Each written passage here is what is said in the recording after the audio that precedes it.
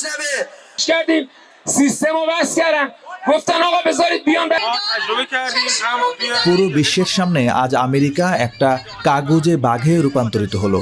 সবাই এখন বুঝতে পেরেছে আমেরিকার সব হুমকি আসলে ফাঁকা বুলি।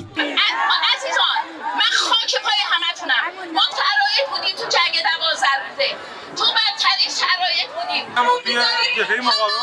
শান্তি সবাই চায়, কিন্তু দুর্ভাগ্যজনকভাবে আমাদের সাথে এমন কেউ কথা বলছে যার ওপর বিন্দুমাত্র আস্থা রাখা যায় না, কারণ তারা সব দেশের সঙ্গে বারবার ঠিক একই ঘটনার পুনরাবৃত্তি করছে। مرگ بر آمریکا که امام ما در اینجا اگر بود دوست داشت از ما بشنوه هرچی که حضرت آقا بگن ما مطیع امر আমাদের নেতা যা বলবেন তাই হবে। আমরা নেতার আদেশ অক্ষরে অক্ষরে পালন করি। তিনি যদি উপযুক্ত মনে করেন তবে আমরা যুদ্ধবিরতি মেনে নেব, আর যদি তিনি তা না চান তবে আমরা রাস্তায় থেকে অনির্দিষ্টকালের জন্য লড়াই চালিয়ে যেতেও প্রস্তুত। بمونیم و بجنگیم.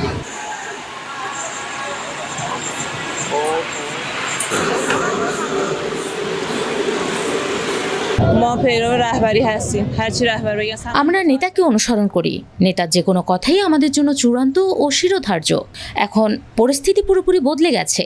আমেরিকা এখন ঠিকই বুঝতে পেরেছে যে ইরান একটি পরাশক্তি, আর তারা যদি চুক্তি মেনে না চলে তবে আমরা নিশ্চিতভাবেই তাদের সঙ্গে অন্যভাবে বোঝাপড়া করব। عمل نکنه ما جور دیگه‌ای باش برخورد می‌کنیم.